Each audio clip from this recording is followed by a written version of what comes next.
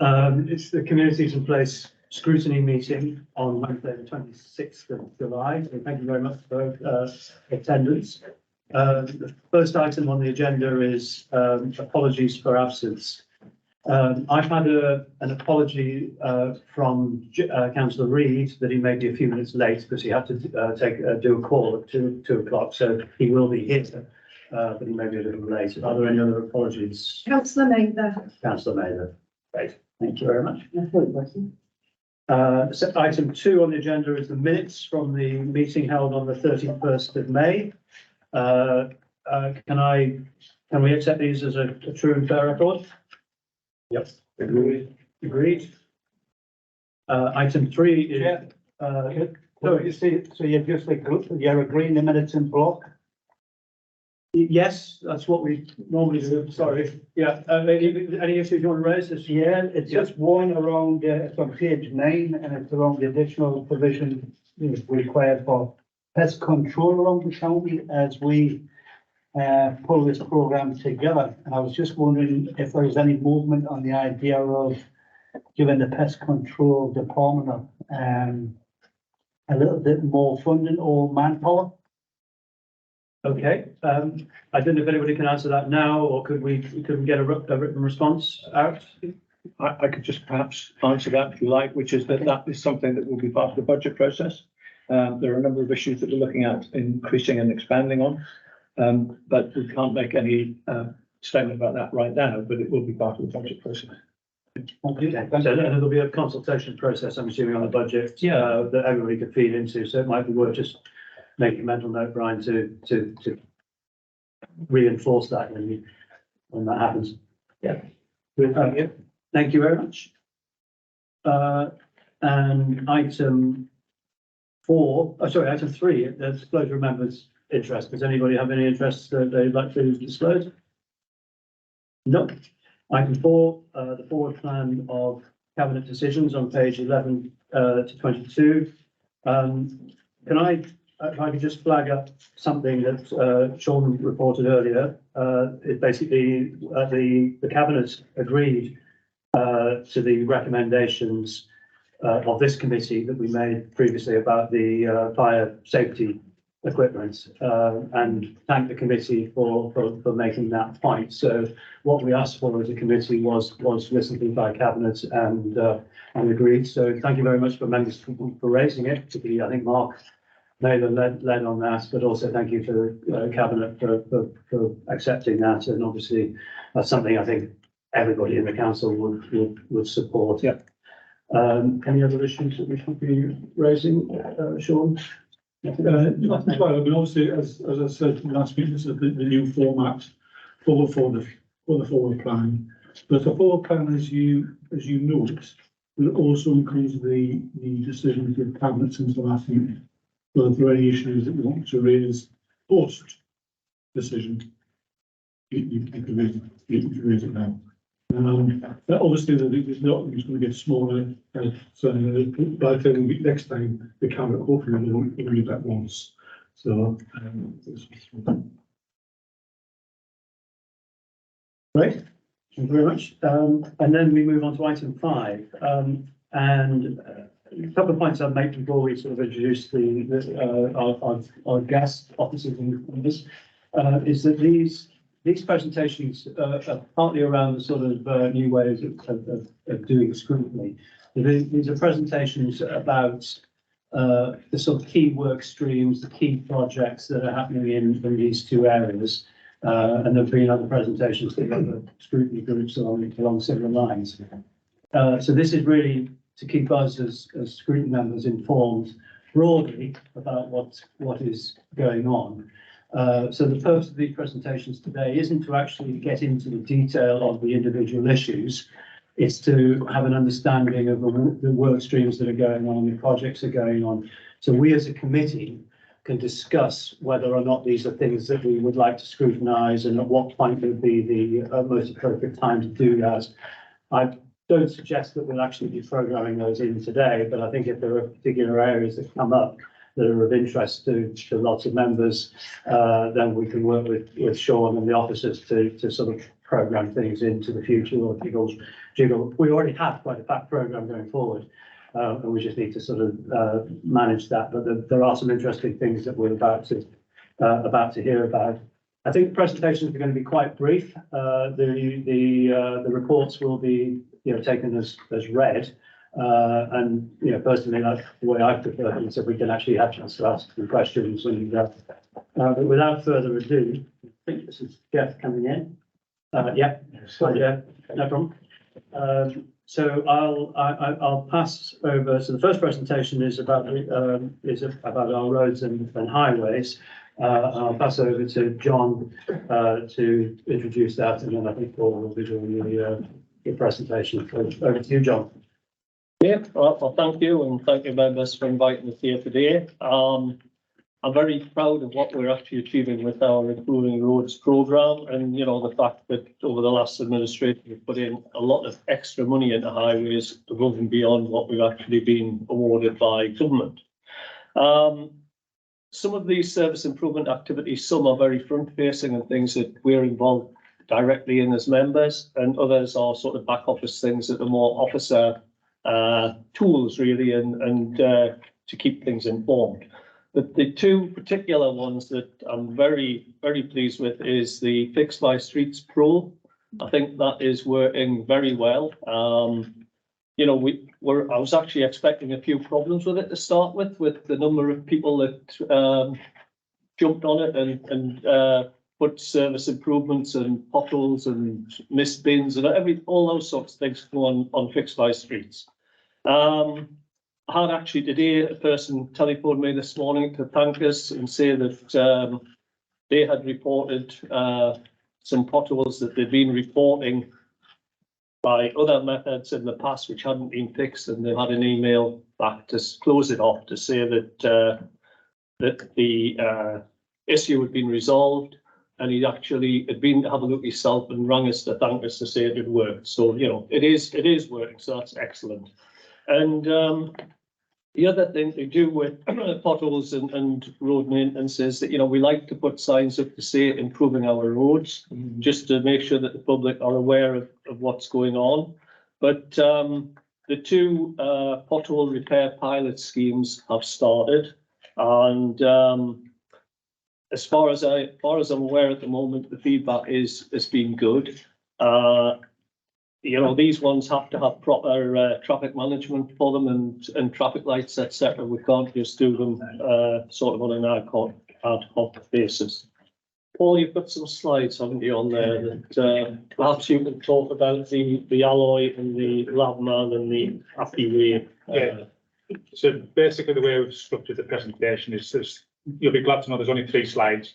So it's basically looking to help inform you yourselves in terms of future work programme, what the key service improvement activities are, what the key bits of policy and that we're going to be looking at in the next 6 to 12 months, and also key programmes of activity and projects that you can look at as part of a scrutiny process. So the first one's looking at that service improvement activity, and I can see from there's a number of service improvement in flight at the moment. So Fix My Streets, as Councillor Riddle's already mentioned, is that fundamental one that's been a long time coming in terms of trying to fundamentally improve the feedback to people when they report issues in for the council, to basically close that loop so that there's an automated process. They report an issue. It's a much better system in terms of the reporting arrangements. It's really easy to do on digital mobile phones and the like, on tablets. It enables to capture photographs so it avoids the staff having to faff on trying to work out where an issue is as well. So you get really good data from that. But most importantly, it enables both customer care and the service teams to automate updates so that when it's been inspected, if it's going to be closed off because there's nothing further to do, and all of that gets fed back to the actual customer. So that's a system that's been in since May. It's obviously still going through the further work within the teams, ongoing training, ironing out any gremlins or issues with that. But it's been really, really heavily used. And it is something that I think certainly worthwhile having a look at as a scrutiny once it's bedded down a little bit further and getting some updates on. The other ones that link to that Fix My Streets, it's the back office system that the highways teams use, which is called Alloy, which basically is like an asset management workflow system. So all of the inspection reports, all of the workflow that they're going to do work on the highway, all gets captured in that Alloy system. And that enables us to do really effective asset management planning. It also enables us to feed back through like a digital integration systems back to that Fix My Streets Pro. So all of that information is basically integrated and you get one kind of version of truth basically in terms of that. The other ones are called LabMan, which basically we're one of the few local authorities now that's still got a highways laboratory, which is got all of the relevant accreditations to enable us to do work for third parties as well. It's one of the only ones in the north of England now. That's something that we're really proud of. It actually helps generate additional income for the council to help support other services, but it's also really important in terms of making sure that we're getting value for money out of our contractors, and also where utilities do works on our highways, we can get that team out and do coring to make sure that they actually are doing the work to the standards that they should be, and that they're not cutting corners and going to cause us maintenance problems further down the line. So LabMan's the back office system that they're using that basically just captures all of that analytical data. It ties into the invoicing and the charging. So it's just a much slicker approach than what the current, unfortunately, outdated and no longer supported system that they use. And so it was really essential to get that sorted. And that's the project is in flight at the moment, but not actually implemented fully yet. You've heard about the highway maintenance, the enhanced pothole repair that started early in the month. The teams are busy doing that in the north and the west of the county, where they're doing the cut-out patching. That's something that's going to run for 3 months. The intention being that we then report back through scrutiny and through cabinet as to how that's gone, what the productivity is, what the cost per patch is, and really fundamentally what the next steps are. So obviously a really good opportunity to get yourselves involved and input to that. Happy Ways, another IT development, which is basically trying to have a much better system for managing the traffic regulation orders with our colleagues in legal services, and also how they're publicised and presented to the public. So it's basically going to a fully map-based system that should hopefully reduce the amount of legal challenges, but it's also more user-friendly as well. In terms of policy and strategy, the kind of big things that we're on with over the next 6 to 12 months, you'll be aware of the work that's already been done, a lot of consultation around the local cycling walking investment plans.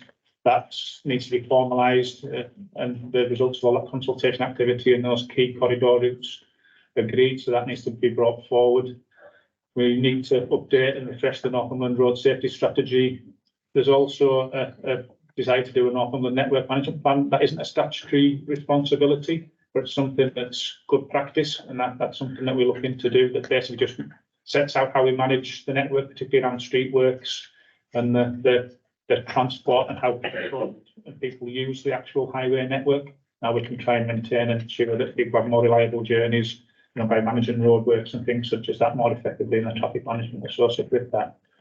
We're also looking towards back end of the year to update the Northumberland Rights of Way Improvement Plan that sets out our aspirations and intent around our right to way network, and that's in need of refreshing. And last but not least, on those key policy documents is the North East Transport Plan. That isn't something that's led by the County Council, because it's now part of that wider joint arrangement within the North East. But fundamentally, we need to make sure we get our input to that, because that fundamentally again sets out that high level transport strategy across the whole of the North East, including Northumberland. In terms of major capital projects and programmes, what I would suggest in relation to these is that when it comes to projects, it's probably best to look at those, because most of these are actually in train or coming towards the end. If there's concerns or issues around them, more than happy to do this as a post-project review to look at how has it gone, what were the intentions at the outset, have we delivered against those intentions in terms of time, cost, quality, and things such as that. And to do that as a process through scrutiny. So things like Union Chain Bridge, Todstead Landsplit, and albeit early in the day, the rough transport access active travel schemes that we're working on. The other ones from transport plan down, car parks improvement programme, the toilets, electric vehicle charging, fleet, programmes of activity that are ongoing each year, or a multiple year programmes that span 3, 4, plus years. And again, for those who can only pick at any point in the process, how is it going, you know, potentially towards the back end of the year, how is it going towards the back end of the year compared to aspirations at the start of the year? And again, more than happy to come back to scrutiny, go through any of that. Thank you very much. Well, I'll take Gary's prerogative and ask a question first, if I may. Things like two areas I'm sort of particularly catch my attention on this, and one is Fix My Street, which I think, you know, I'm sure we've all seen. I've actually set up an RSS feed into my Outlook thing, which basically sends me a copy of every Fix My Street report that gets reported in my ward, and it's fascinating watching, you know, seeing what they are, and that's really useful information. So I think that sort of visibility and transparency is brilliant. I imagine it's probably causing, you know, masses and masses of new reports and stuff like that. So it would be useful at some point, once it's bedded down a bit, to see how effective that is, to learn a bit more about how that feeds back, how residents are actually getting feedback on that. So that's just one thing I'll throw in as something, and we can sort of discuss all of these, I suppose, in a second. But is there, are other people interested in Fix My Street? Yeah. So we'll so that's something we can talk about. That's something we really welcome in terms of, obviously, with all these systems, it's getting the most out of them. So if there are things that, you know, as users, that hopefully we're picking that feedback up, but if there's things that are coming back on yourselves as, you know, representatives of users as well, that you think could be improved, it's not a static process, it's an evolving process, and we'll obviously do further training with staff, change some of the responses and things such as that. Yeah, I mean, it'll be interesting looking at the responses, because, you know, some people will tell us that it's been closed, but we might not know what closed means, and that's the sort of thing. But has the bottle been filled with Cocoa Pops, or has it actually been cut out and repaired? And then the other one that caught my eye was the North East Transport thing, and I know you said that we're not directly controlling that, but obviously big amounts of money involved. And big opportunity for Northumberland, and it's really important that we get our share of the action. So again, I see that being further down the line, but it'd be something that I personally would be interested in.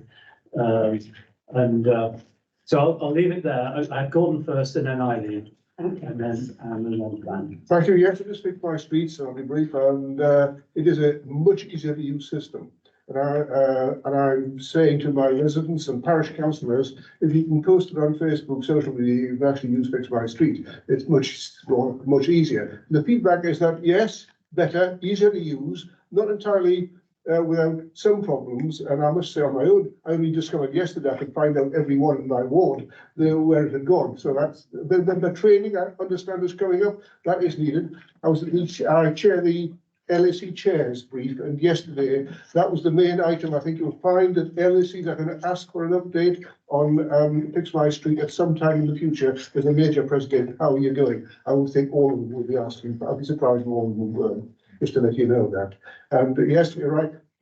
Just occasionally, I've personally reported 5 on Fix My Street. 3. It's a bit strange. I don't want to get involved in it here, but I'll ask you about it. I get, how's it going on your, I get an email saying, has your report been fixed? And the answer is, well, I'm going to have a look, and it wasn't.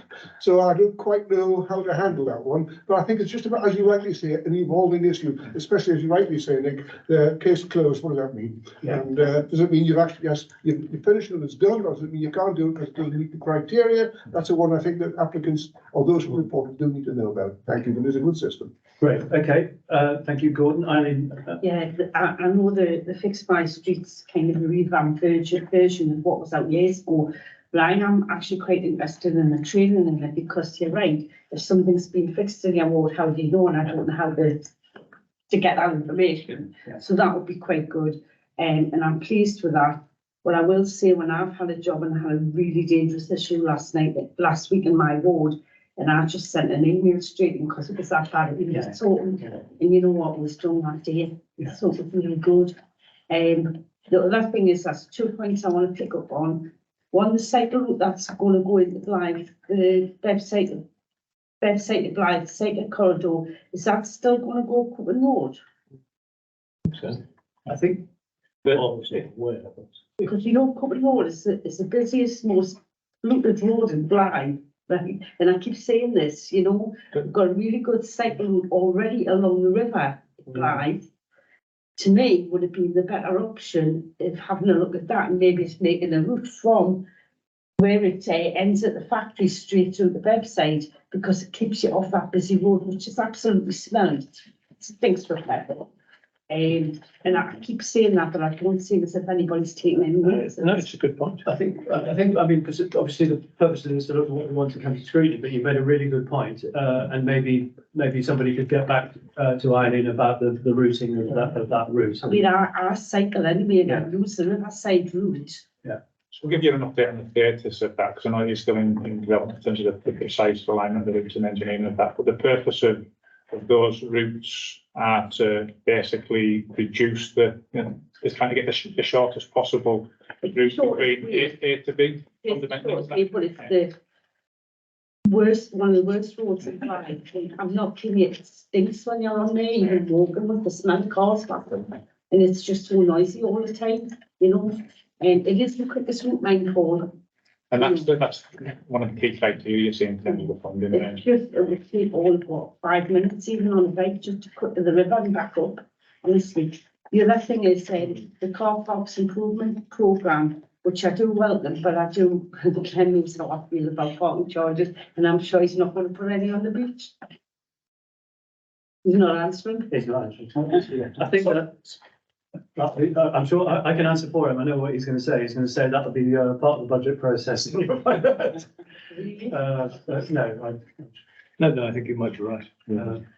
but I think at this stage, probably unlikely that anybody can give any guarantees on I'll tell anything. you why, it's just I've heard a few rumours from people who work in the council as well as residents that there's rumour have it that you're going to put the parking charge back on the beach, which you promised you wouldn't.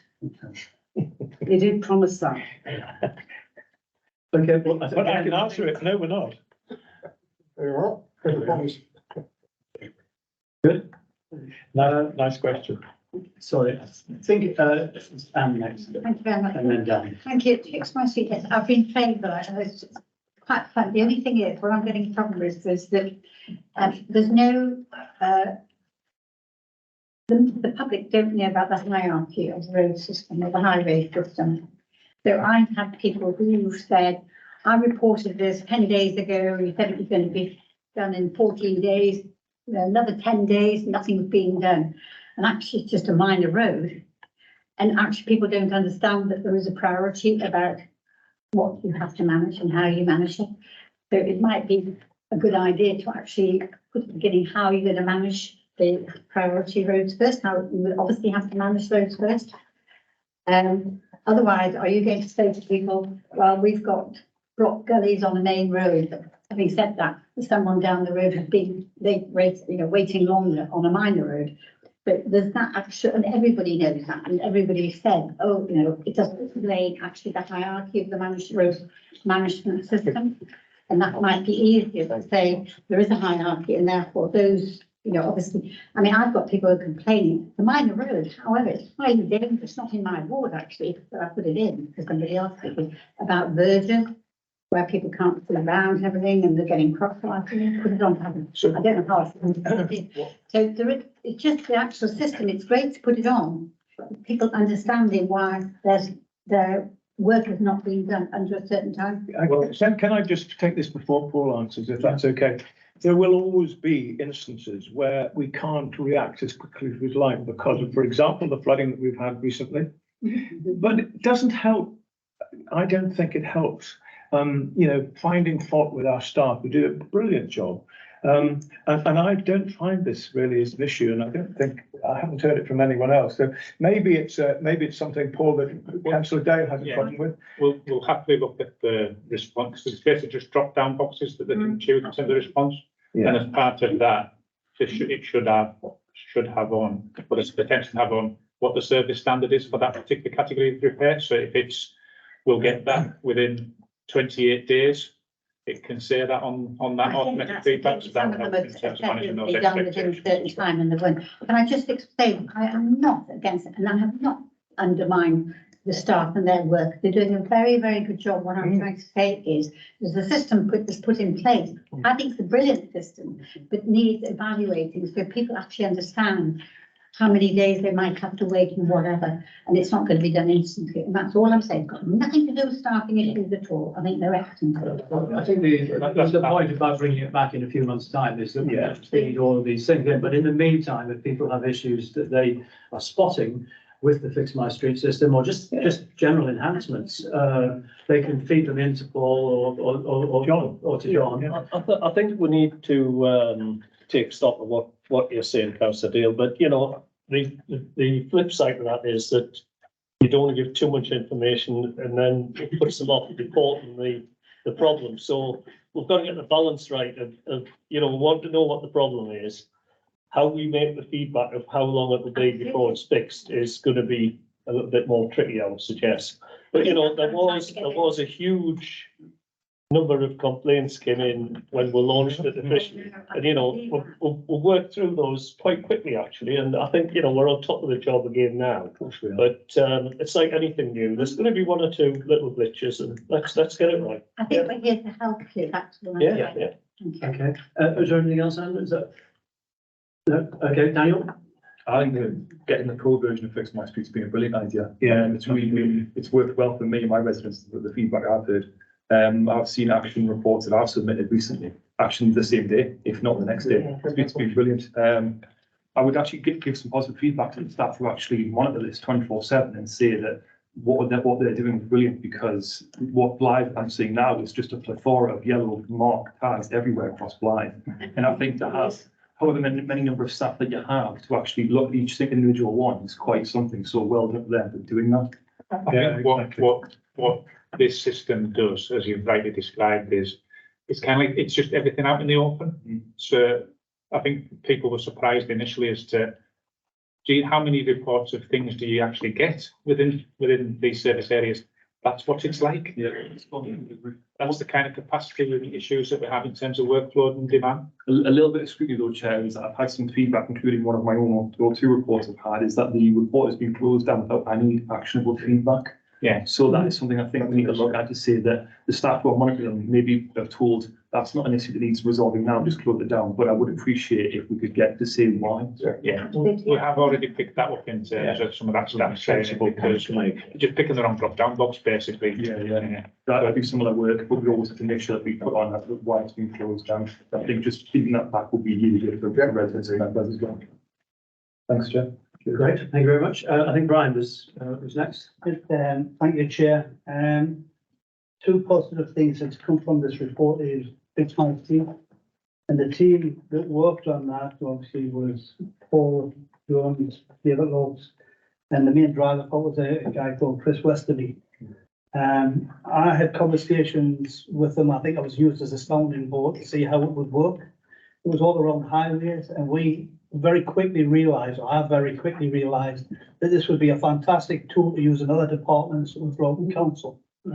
So, you know, hopefully that does spread out, and it's been very successful, probably too successful early days. But it's coming back to what my colleagues said. It's a good project as long as there's feedback, updates, and dare I say completed complaints. So for that, it's a well done to the team, and I've got to say as well as Daniel, you know, it's the people that brought it in, it's the people that are maintaining it, and it's where is our next step. The other one that was in the report was the electric chargers. Yeah. Electric chargers, we are renowned in the North East for being the best company for providing and delivering them, and not having any, well, very little problems with them once they're fitted in. So that's something that's got to be well done, and going back to them teams as well, and all officers and frontline services, frontline teams that do that. Because I do know it's a small team. Coming back to what my colleague said about cycling and walking ways, and I know that you got it on with specifics, but I'm going Northumberland wide. For our luck, we have constantly over the years took great reassurance from officers that work was going to get done. And, you know, when we highlight from our residents' complaints about the condition of the cycle tracks, the hedges, you know, how clean they are, and dare I say, the lack of cycle track usage. And when I say that, it's shrubbery coming in. I've just got one done parallel to the speed to the Spine Road. They've clawed back another 1.5 meters in width to the path. That's how bad it was. So when we put our concerns into our local acts, we just assumed it was going to get done. Well, on this occasion and other occasions, they're not.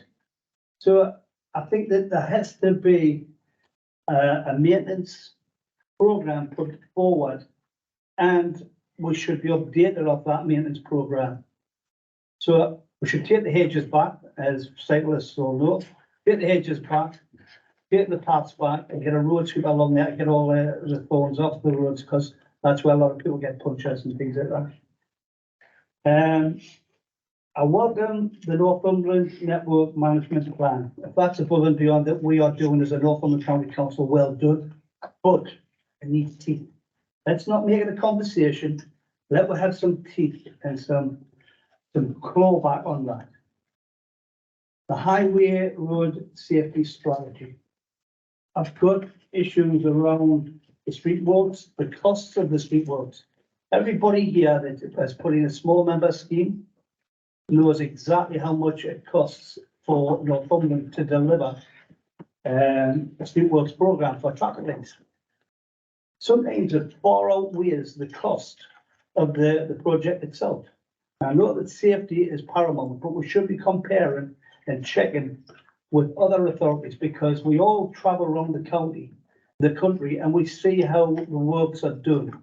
I've just come back from Lincoln, and there's works being pulled up there, and there was none of the work or the issues or the problems that we've got around that. So it's a cost saving thing. I'm pleased that the leader's here, because every piece of work that goes in there, I wanted one port put in at the cost of £150, and the street works costs come to £2,780. No, but it's just, it's. Yeah, can I just, the purpose of these reports today is to look at what areas we want to prioritise. And I did say at the outset that we're not here to discuss the individual work streams and projects in detail. We kind of got, and I'll blame myself because I set off talking about Fix My Street, but we are, the purpose is to try and discuss as a group, as a scrutiny committee, which areas we want to come back to our committee for future scrutiny, rather than go through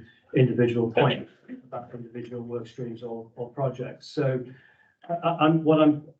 so the particular areas that you think are important, and you could say all of the above, but if you could highlight those now, and then we can open it up to a bit of a discussion about which areas are important. But Chair, that's not a specific thing. That is a policy that is Northumberland wide. Yeah. So it's all over. Yeah, no, that's point taken. So, and I think that the leaders here, so we should look at the costings of repair work that we've got. That's a good idea. Okay. Yeah. Right, so I've picked up, I think, has anybody not spoken yet that would like to? Nick? Thank you. I agree that it would be sensible to scrutinise Fix My Street and also the North East Transport Plan. I would like to scrutinise the Right of Way Improvement Plan, because that's a really big, important piece of work that I think we do need some input into. And I'd also like to scrutinise the LC whips, but I think we need to think about the right time to do that. Because as far as I'm aware, the 12 complete LC whips are already complete. We probably can't have any input into those. Yeah. And I've heard from an officer in strategic transport that we're waiting for government guidance on the rural LC whips. Yeah. So we maybe want to wait till we've got that before we scrutinise them. So just thought I'd mention, I think we should scrutinise it, but we need to think about when to do it. So if I could just summarise what I've heard today, and then we can sort of, Sean could sort of action this and talk to officers. I think all of us want to talk about Fix My Street. There'll be a moment in time in the future where that's it's had a bit of time to bed in, and some of the feedback that we've given today can be looked at. I think a few of us are interested in a North East Transport Plan.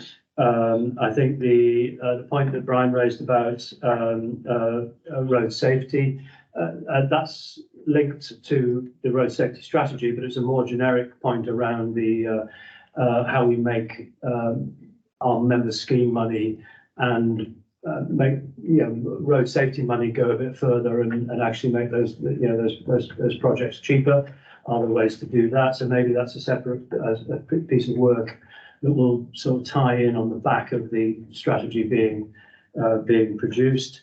On the LC whips, I think we've got sort of a couple of points. We've got the developments of the programme for future implementation, but there are also some projects being implemented. We've heard about the Blythe one. I've been in discussions about the Corbridge to Hexham one, and there will be others as well.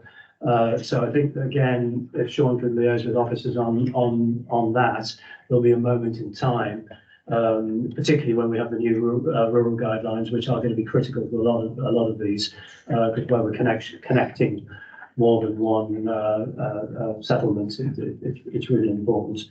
And then the rights of way improvement plan. So I think they're what we don't want to do is go back to the officers from what we've got here, which is probably about 20 things, and say we want to do all 20 because that's not going to work. So I think we've done quite a good job there in prioritising. And then Gordon. Yeah, I think when I was talking about the Fix My Street, it's really linked to the network management plan. Yeah. And I think that's important because they go together. Okay. I thought Brian made a fascinating comment I can't help but come back on. He said, if this works, why not fix everything else that way? Yeah. We're going to fix my schools. It's just an interesting concept, isn't it? That's awesome, isn't it? I can't help but respond to that. It's a very good one. Good.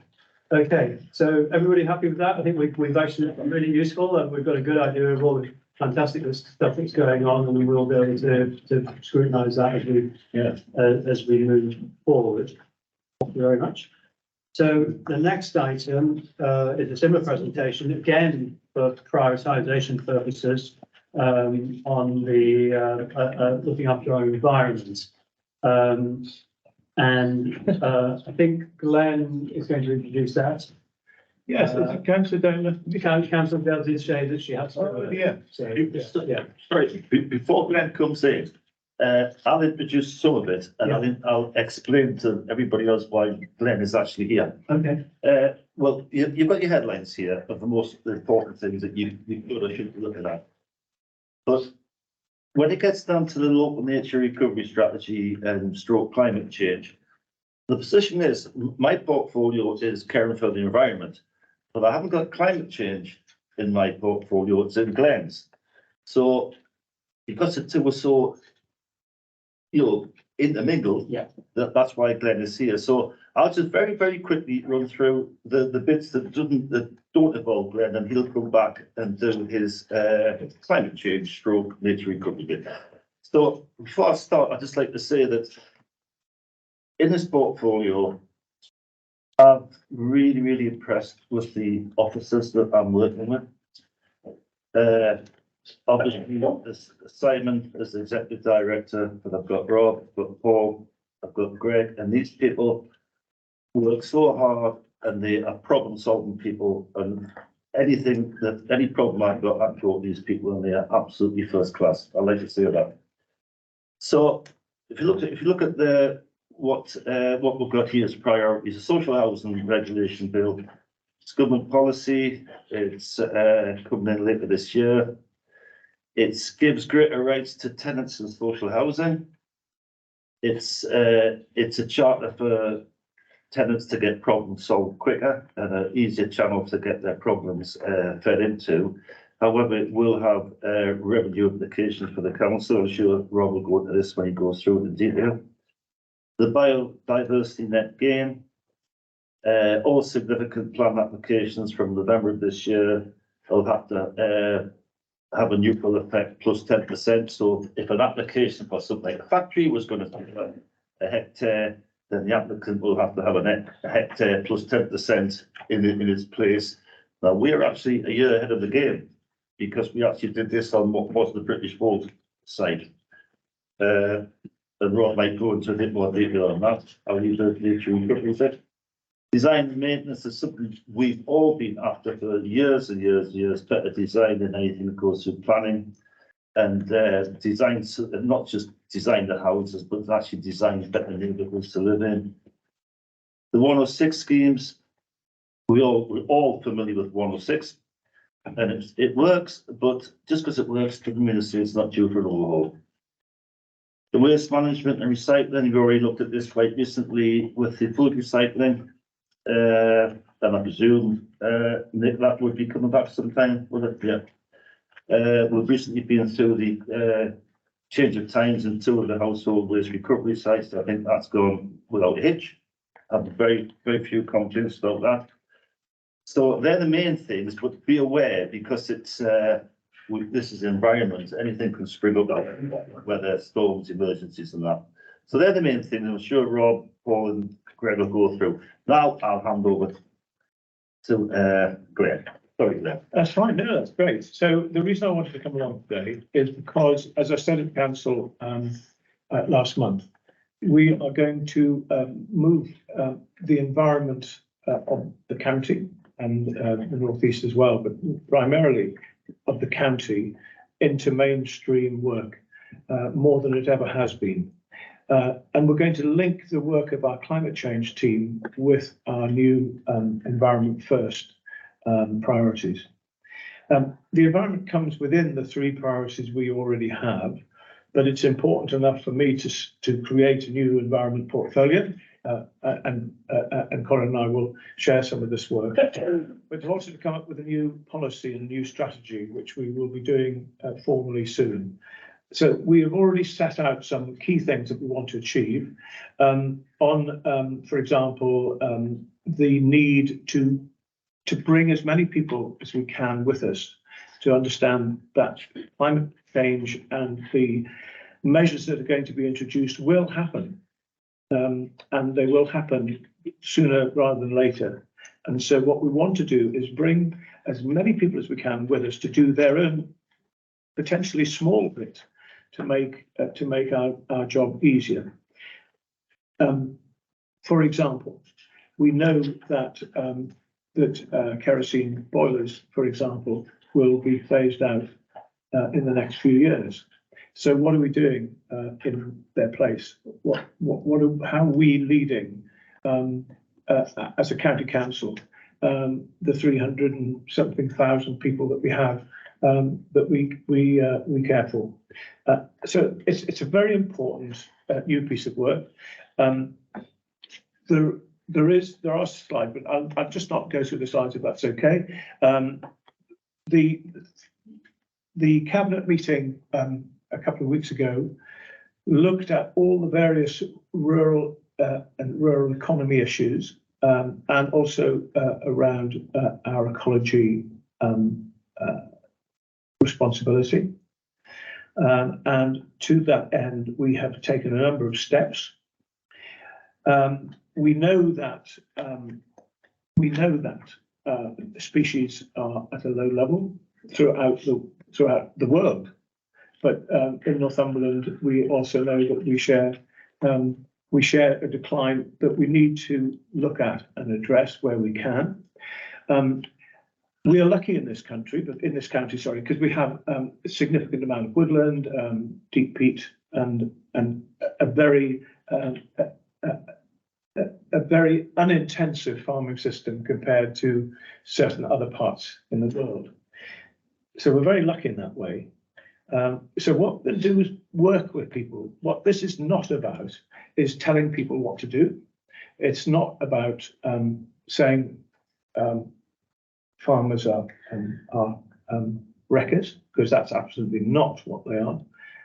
We actually see farming as being the improvers of the environment if we can find our place in persuading powers that be to align the rewards for environmental improvement along with recognising the absolute priority of food security. And we see what happens, for example, with gas and oil, what happened when Russia invaded Ukraine. We do not want to see that happen with food, and it could. So our farmers have got to be providing the food for our people and as well play a big part in helping us reach our climate change targets. So that is where we are at the moment with this. It is absolutely not telling people what to do, and it's absolutely not stopping practice that the county council currently use without proper discussion with this administration. So it's very much we see ourselves as very much an enabler, certainly not a task force manager. I'll hand over to Rob for the next topic. Thank you very much. Rob, you're going to pick out some key points now, and Yeah, Paul will do the same. Yeah, can I just make a few points here? We're talking about the environment, and Glenn's very usefully so this is about mainstreaming the issue of the environment across directorates and the way we work. I think when I say the word environment, you've all immediately got an image in mind. Whether that's to do with woodlands or to do with species. We're just going to have very few slides. We'll be very quick with these. What I'll make here, this is a quick run through of things that we're on with already that we intend to carry forward for you to flag which ones are warranted to come to scrutiny. But just to make the point, the environment also covers the places and houses that people live in, the domestic environments and their neighbourhoods, as well as what we call the big ticket issues to do with climate change and woodlands and ecology. So to be clear, there's the four basic themes really. It's about stopping doing things which damage the environment, doing things in a way which mitigates harm or improve the environment, identifying local projects, and then doing the bigger projects. And I was just sort of, for all the scrutiny is how joined up we are on any of those things. Okay. So one which may be surprised to talk about in terms of the environment is the social housing regulation bill. So this is all about improving the living environment of people. So there's energy efficiency, neighbourhoods, and helping people keep their bills down and have a healthier environment because of that. Okay. So improving homes and neighbourhoods, covers issues like energy efficiency, the green spaces we have, and how we're responding to climate change, just in housing. Right. Then I would say a real big game changer. And if you're aware of this public understanding the implications of this one, the biggest change to environmental policy in a generation. The biodiversity net gain. Colin's touched on it, and this replaces lots of duties we had. It actually basically says anything we do needs to end up leaving the environment in a better place than we left it, and that is a real challenge. So it will apply from November to all significant applications, and by significant I mean anything apart from household applications. So for us, being top 50 by workflow or local authorities in the country in terms of planning, this will affect loads of schemes. Okay, so the commercial issues in the small stick and SMEs. But I don't underline the reason why this is a once in a generation issue, because normally government guidance and policy says you should be doing this. Okay, I have not seen these words since the 1980s. It says we can only approve schemes if and only if they deliver biodiversity net gain. And that's a really high bar. And that is sending ripples through the development industry. Okay. Right. The implications for us, it could be 1,200 applications and sites affected per annum. Okay, so there could be delays, cost, uncertainty. Definitely been fairly vague about guidance. What we've done, we caught sight of this very early on, so we've been running with this since the days of British Volt was in. So we've been providing training to other authorities. But what we've done there is we've put information on our website, we've developed guidance, which has been held by government delays. I've been running sessions for the Agents Forum and for NALC. Staff training has been undertaken. And when we're about to implement this, I suggest we have a member training session on this, because you will, all members, because this authority is unusual that all members do sit on a planning committee, so every member will need to be on board with the implications of this. Okay. I would say though, for us, this is an opportunity. I talked about synergies earlier on, but an ecologically improved environment is good for health, it's good for tourism, it's good for climate change. So we can look at cross-cutting issues here. So I don't want to frame this in a negative in any way. There's work on the local nature recovery strategy, which we've been leading on regionally. This is one where we acted as a national pilot again on this for DEFRA. I won't go into the details of this, but we'll be leading on it regionally for the future. And this is a way of putting the strategic thinking into ecological work. And again, the local nature recovery strategy will feed into what the farming sector does, the forestry sectors, and how we tie in the tourism and health benefits into having a strategic approach to how we do nature recovery. Anyway, so it'll dovetail into biodiversity in that game. I suggest in this one, because the local nature recovery work is a strategic issue, there's some very clear messages which are really suitable for scrutiny. And government's put down real challenges about how should be working with partners, having clear visions, build local partnerships, and as Glenn mentioned, really involve all those who own and manage land. So those to me do sound like, off the shelf issues for scrutiny and how we can rolling forward in environmental initiatives. I don't want to miss the issue of what happens to most people's day-to-day lives in terms of how we design places, how we maintain them, and how we have that with an environmental goal in mind. The thing dear to my heart is the development of, there's some shockers there, of how we design buildings and neighbourhoods, because the decisions we make have, very long-term implications. And in these days on the right, it's hard to see that that's a pavement where someone in a wheelchair can't get past it because the pavement is too narrow. And there's a lamppost in the middle of it. That's not in Northumberland, I'm hastening to add. And one of the equations, one of the deals we put to the public when we did the local plan said, yes, we're going to go for housing growth, but actually it's going to be better quality than it has been in the past. And that's a real challenge. So some more things that we're on with. I think I'll just take over here, if that's okay.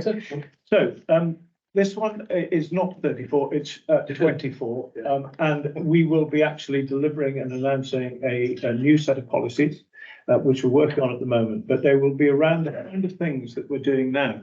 So Paul mentioned previously about the Union Chain Bridge. Why did we spend so much money there? Well, the answer is because the Union Chain Bridge, if anyone has seen it, is a most iconic structure. It is part of Northumberland and the Scottish Borders heritage. And I felt it was right, and Paul absolutely agreed with me, and John, when he took over, that it was the right thing to get that bridge put back to the way it was when it was built 202 years ago.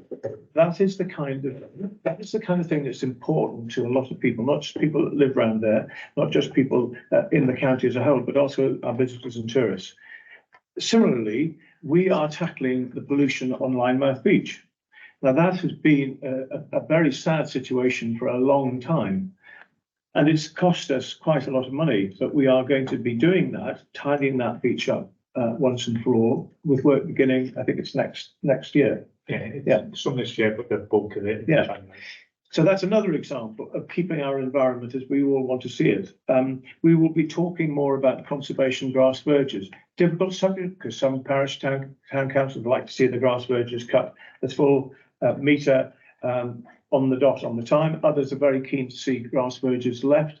Others say, well, why can't we just cut a small strip to protect cyclists and so on, but leave the vast majority of wildflowers? And I've been to a number of schools recently where young people are adamant that they want to see grass verges left. They are adamant about their environment. And it's not just young people, of course, it's everyone. And our new free tree offer will be open to the public again soon. We've given away thousands of trees, and we're going to continue to do that. And soon we will be announcing our Environment and Climate Fund. this is a revised version of our climate change fund that was oversubscribed significantly last year. We put 50,000 into it, and it was significantly oversubscribed. So we're increasing the amount of money in that fund and opening it out to not just climate change activity, but actually more environmental and ecological activity on a local basis, so that we can actually spread that work around. And we'll see how it goes, and if necessary, we'll put more money into that. And then finally, I guess the most important thing is the work that we within the natural environment around about us. So that's our parks, our beaches, our rivers, making sure that we play our assertive part in ensuring that we continue to keep the environment as it looks in Northumberland, which I'm very proud of. I again say brilliant effort by our staff for doing all the work that they do. There are always issues. I know there are. There will all be places where there's more difficulty picking up litter or dealing with graffiti, but generally we will be increasing our activity in these areas. We've already allocated £400,000 to our Queen Elizabeth Memorial schemes and the parks improvement schemes. We will be doing more of those in the budget coming forward. So an awful lot going on. Because it's the right thing to do, I think, because people, everyone, every single resident enjoys fresh air, clean streets, cut grass, and a feeling that Northumberland is a special place in which to live, where we look after the natural environment, and that is something that's very important to this administration. So important, in fact, that we, as I say, will be coming out with a new set of policies between now and the autumn. Okay, so that's me. I'll come back to Rob for a quick one on section 106 and then Paul. Yeah, this is another element of the environment, and section 106 has traditionally been used for environmental enhancement schemes as well as affordable housing and education. There's a list there I'll go through things that we can fund through 106, but actually there's going to be a complete new system on its way. Not one negotiated on the individual scheme, but a tariff based on all development, and that will give us a central pot of money that we will need to then apportion out to relevant priorities, and the environment will be part of that. So in due course, we'll be having a consultation with members on how we formulate a developer contribution spending scheme. So what's important to emphasise is that government are consulting on the move to a tariff-based system at the moment. They are not consulting on yes or no to it. They're consulting on how to it. So we've engaged this positively with our views on what it could and couldn't cover. But we want to at least have it as broad as the list of issues there that we can fund through 106. This will be particularly attractive to parish and town councils who will get a share of it directly. So we've been going down there a lot and talking about the role of behavioural plans in focusing not just housing issues, but actually what changes they want to get to their local areas, people to their local areas. Okay. Yeah, so the two last slides. First one just on waste management recycling. Obviously, again, similar kind of format as previously. These are some going to be happening over the financial year ahead. So first project where we're putting in the communal bins. It's been a while coming. Those are now rolling out through the Hurst area. The expectation being that improves not only the containerisation of the waste and makes it better for the residents in there, but reduces litter and things such as that. So that's a really important project that was more happily, do post-project evaluation, see how that's panning out, if delivered and the outcomes we want. A lot of work ongoing around the pilot schemes around curbside glass and food waste. Those are continuing and continue to get really good data out of them. That's something we've already reported to your good selves. More than happy just to refresh that and to come back as to where that's at. Fundamentally, those pilot schemes are in place to give us the data to enable us to put together business cases, to enable us to roll those services out countywide.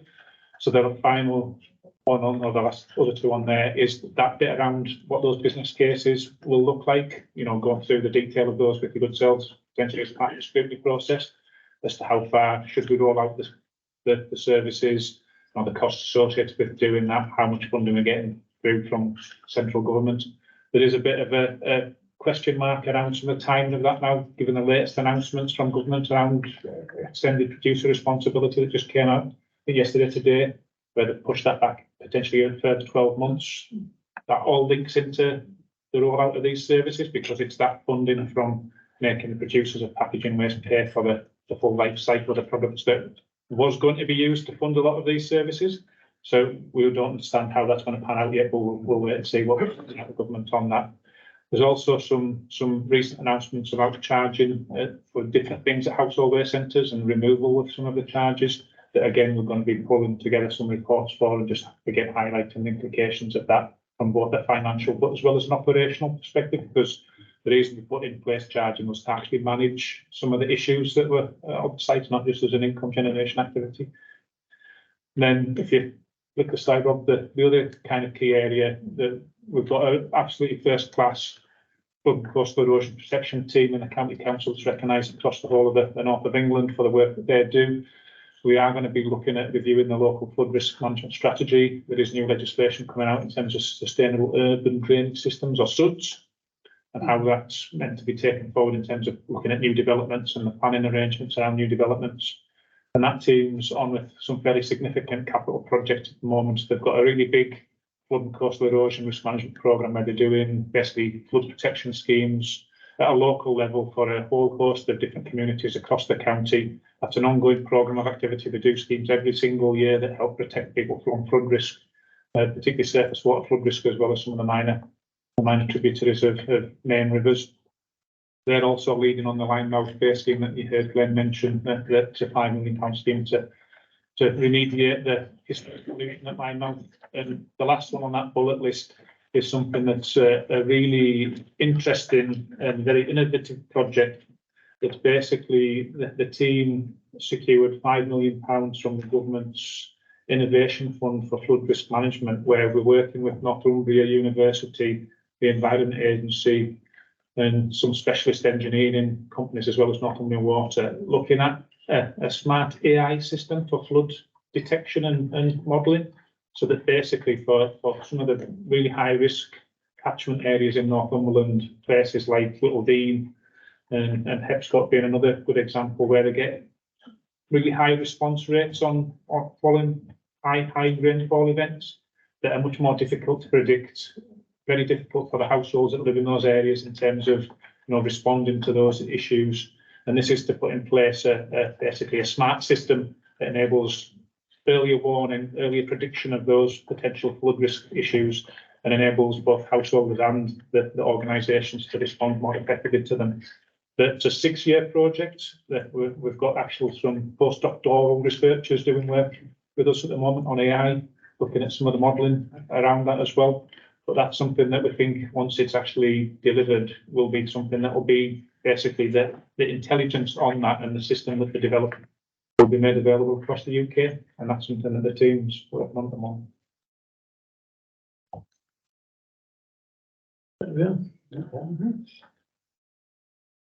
Great, that was very interesting. Thank you very much, everybody. So I guess now we open it up to the central discussion we had before, and what are the areas that people are particularly interested in coming back. And some of these things we can probably do fairly soon. Some of these things we might need, to wait until the government come up with their policies or whatever. So Gordon, Yes, thank you. I was fascinated by Rob's statement on section 106, future arrangements. You mentioned parish council possibly getting direct funding from a central pot. I'm wondering how you envisage that, because at the moment, if there's a development in the area of a particular parish, the idea is supposedly that the adverse effects will result in a section 106 agreement to counter it directly. But if that's going into a central pot, are you saying that if it affects a particular parish, or can the parish, as it happens, just apply for money for a pot for a particular scheme that they want sorted? I'm just curious about that. So that's a very good question, because there's probably a perception that section 106s are there to secure sweeteners for development, in other words, that the community gets something out of it. And actually, that's never been the case. It has to be to identify an impact caused by development, say pressure on a school, and then you have a particular response to that, say expanding the school. What the tariff-based system does is do away with that ideology, and basically it says that the community as a whole should see some benefits for being pro-growth. Okay, so it's very accepting development. So how it's modelled at the moment, and this is all subject to detail, as it's modelled at the moment, is that every development will pay you to it, from the smallest to the largest. That goes into a central pot. If you are a parish or town council, you get 15% of the amount of money generated in your area. But if you've got a made neighbourhood plan, you get 25% of it. Okay. With the caveat is that the neighbourhood plan is expected to come with it, basically a shopping list, for a better term, where there's a community consulted on it, list of things you want to do, say from new car parks, new parks, whatever. And then that money is used to progressively fund that work. Okay. Thank you, that's very. So in terms of bringing this to scrutiny, what, I mean, this is something you really want to pick up with. I mean, generally people, I imagine, because it affects us all as communities, it's something that everybody's interested in. Yeah. So if you could have a discussion with Sean about the best time. Yeah, we will, we've just consulted on it, on the new system. When they've been through that, they will then generate primary legislative and secondary guidance. So when that is out, I suggest we come with how we intend to approach this. Yeah. The important word, sorry for supplementary, was the shopping list word, because right at the moment, the academic neighbourhood plan is being refreshed. And I think I'm inclined to say to the team leader there, that perhaps they should be looking just at that. Thank you, myself. Yeah. Make that list longer. Yeah, mine's just a really quick one. I'm really pleased that we're going to have like spaces, green spaces in the coastal areas, you know, really useful for people to use. But I like kind of informal things as well, you know, like the grass verges, I like them going wild. And I like the wildflowers, because I was one initially years ago, wanted all the wildflowers along the borders and everywhere, and it looks beautiful, right? That's and butterflies. I think we can go a lot further than that, you know. I don't know how many parks we've got in Northumberland, I haven't got a clue, right? And they're fairly formal, most of them. You've got your formal flower beds and everything. I would really like to see a move away from the formal flower beds. It's very okay in the entrance, but if you go into the park, have more herbaceous plants, more butterfly plants, which are left in all the time because they'll go up year after year, they'll get bigger, they'll spread. That way you're cutting down on your staff costs having to deal with flower beds all the time. It might be more expensive to plant them plants initially, right? But you're going to have like your formal entrances, and then in the park, the herbaceous borders, what we've got one Ridley Park that Trevor Violet planted years ago, and I wanted him to do more, and he wouldn't, right? It's stunning, right? Much more cost effective. You're going to save a lot on plant roll and everything in your greenhouses. Do you know what I mean? Be really, really nice if you could have a look at that. But that would be like all the parks, and I have no idea how many parks you've got. Something to look at. And we've got like areas in Blythe where they're just big fields, and the fields are cut, right? But they don't get used for anything. You know, might get the dog walkers going back. I think them fields, right? Yeah, cut some of the field, but you don't have to cut the whole field. Yeah. You know, like have swathes around the edge, which are left long. You know, so you know, it'll attract animals and things like that. It would cut down on your cutting costs as well, and I just think it would like do our bit towards an environment thing. We've also got places in Blythe where we've got, in my one particular, flats which are green creek, they're horrible. The area's horrible. And we've got grass.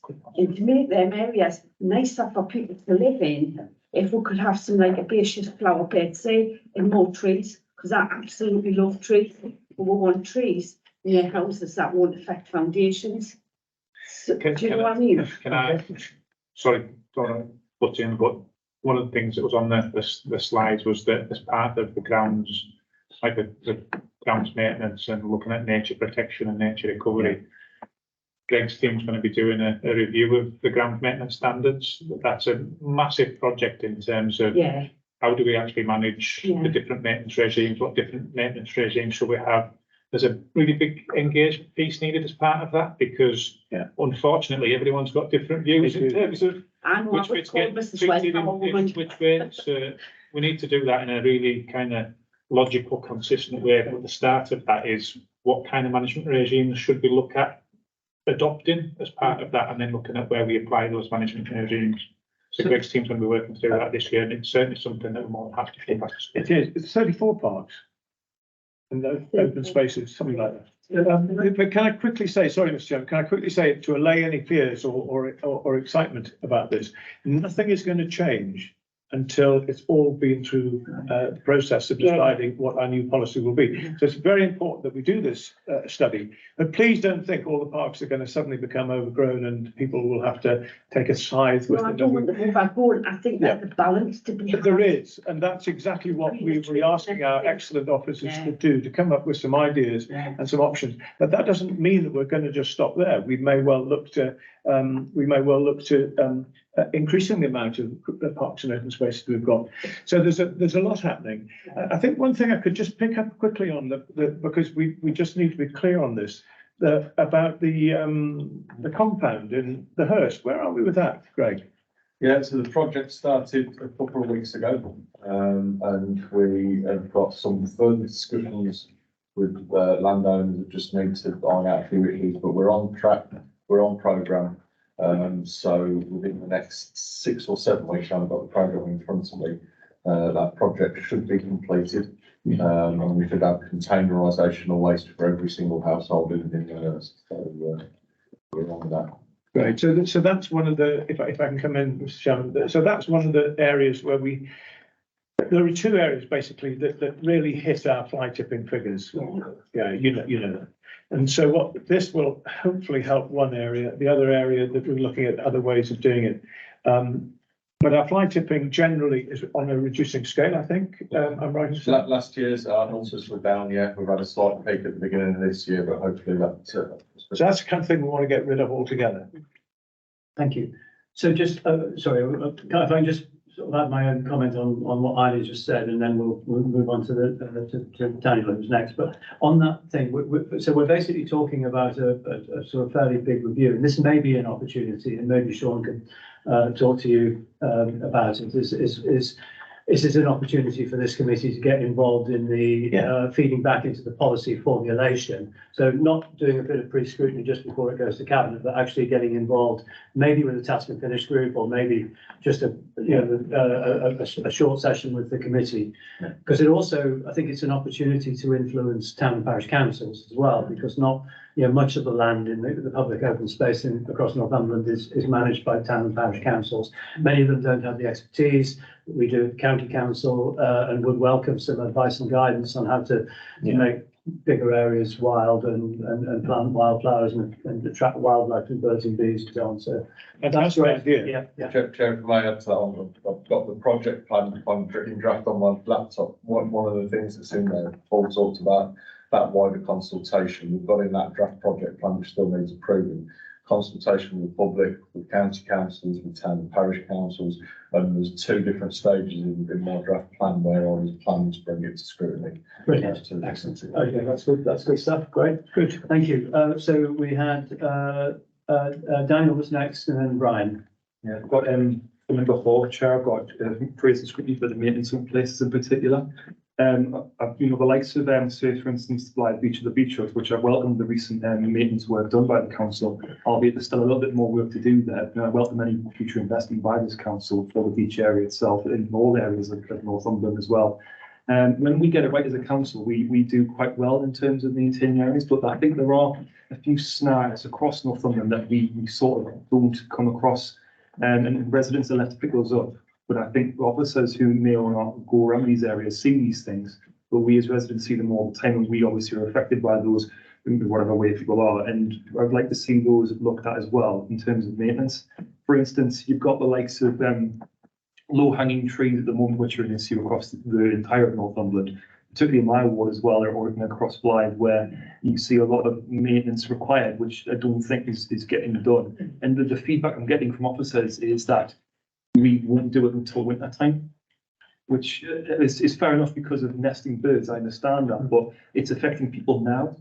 And the likes of shrub maintenance, they won't cut that back until winter. There is maintenance of streams, which are getting covered in overgrowth as well. And I wish as well that we could liaise more with the Environment Agency and landowners who don't respond well to members.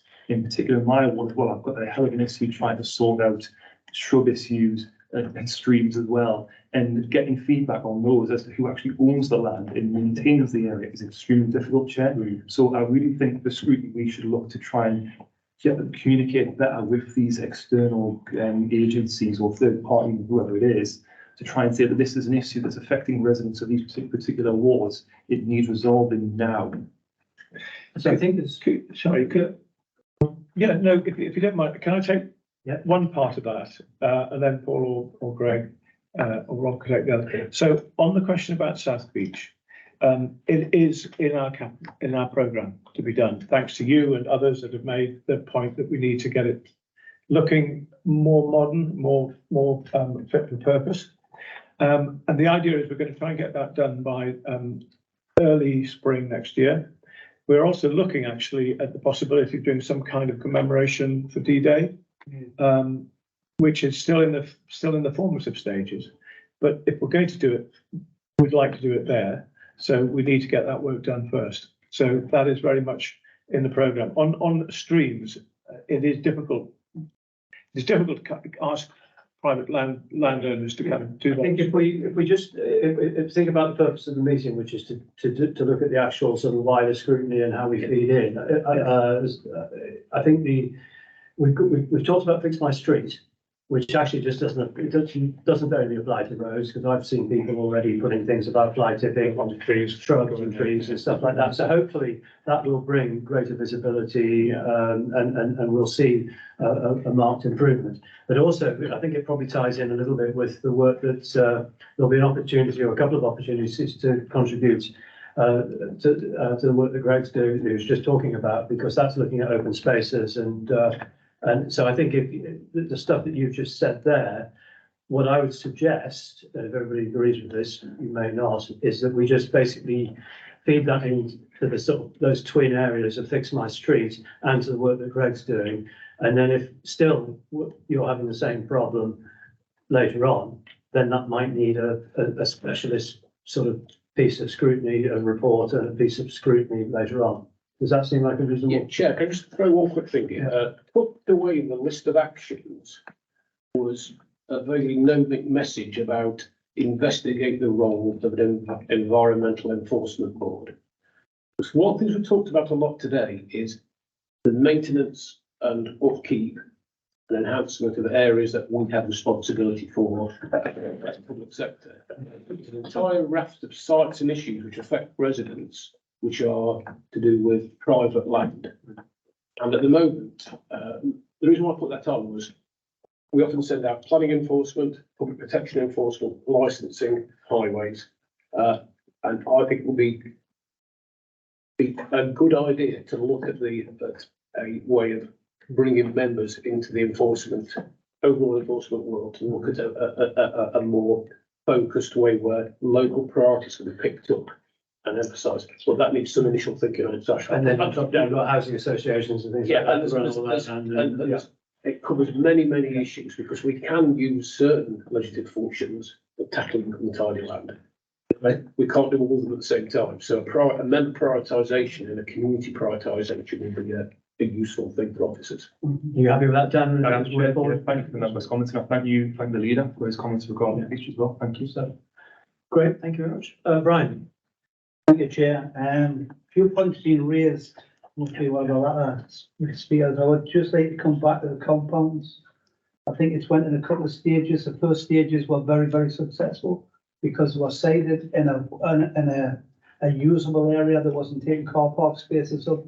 As I understand now, the second part of this project, some residents are getting very concerned. So I would ask you to work with the ward councillors and the MP's office around the compounds, but been very successful. But what I will say is, you'll hear this word a lot coming off me, enforcement. We need to have some cameras put around them, even just for a short amount of time, just so we can monitor them. Then again, coming back to the presentation around design and maintenance, I think Rob's just stole my thunder and I've got it brackets here, enforcement. Enforcement is more important than what the design and the maintenance is. I welcome also Rob's idea around planning and framing of the committee. As he knows, I've been appearing in his book for probably a year, 2 years now, around the committees being trained, keeping up with government legislation, design. He's also on about the 106. I totally agree with that. The committee should be taken along with that dream. But also procedure. And I know that we're trying to arrange a meeting, but sadly we're two and a bit years into this administration where it should have taken place at the very beginning. Question I wanted to ask Robbie is that there's two, when a planning application comes in, there are two levies of payment that comes up. One's a 106 and one's a coastal mitigation. Well, if I'm looking through your program here, it's got on agenda item 6, coastal and river protections. Don't know where the river came into it, because at the end of the day, when a plan application comes into me and my committee, I believe it's 6 miles or 10 kilometers inland of the coast, that there's a coastal mitigation charge on that, not a river charge on it. So just for a point of clarity, that money for rivers isn't coming from that. And if it is, we should broaden that 10 kilometers to the full of Northumberland. So if anybody puts a plan application, they should be putting into a kitty that says where you maintain the rivers inland as well. But it seems as though that people on the coast or the coastal area seem to be footing the biggest bill. And I can come into Councillor's court. No, it wasn't. It was actually Paintwood, I think, where we had some aged cottages built. Now the 106 came in at something like £900. And I'm just guessing, but I think the coastal mitigation came in at 3,000. So somewhere along the line, it has to be a fair levy for one, the area, and two, the county as well. Thank you, Chair. Brilliant, thank you very much. A very, very quick response to that one. Yeah. And it may be worth, actually, Councillor Gals put out an important point. It may be worth us having a look at how the coastal mitigation scheme has been going during its first 3 years of running. It is different to the rest of 106 because the coastal mitigation scheme is a direct agreement we have with Natural England to allow us to grant any planning permissions up and down the coastal areas because of their international bird designations. So without that, each individual developer from one house upwards would have to negotiate directly with Natural England to demonstrate how they were going to mitigate their impact. So we introduced this as a tariff-based system, which Natural England agreed with. And I think it's fair to say that we've had visits from Canada, North America, and elsewhere in Europe to look at how we done this scheme. And our scheme has been replicated now down the rest of the North East and in Norfolk as well. So it's a real success story. And I know it's a cost, but it's a demonstration of how we de-risk development for the private sector. Can I just ask one question on this coastal mitigation? Yes, It's really yeah. important. It fits in. Why can't all of Northumberland have this coastal mitigation fee put on? Because lots of people from inland Northumberland actually go to the coast and use the coast. Why can't it be for everybody? It's a balance of whether we can justify the charge in an appeal situation. So the system we've got does go significantly inland, as far as the edge of Morpeth. It doesn't cover the entire county, but we looked at where the patterns of, say, people taking dog walks were. And it's based on evidence to where the visitors to the coast primarily come from. Very much. Jack. Yeah, Sorry, it's just one more point. Just very, very quickly, I've just got to come back on the point, and Eileen has, you know, she's agreeing with what I'm saying, that it shouldn't be a proportion of Northumberland that pays this levy, it should be the full of Northumberland. And Eileen's made the point that people coming to the coast don't just, it's not just the coastal people have dog walkers.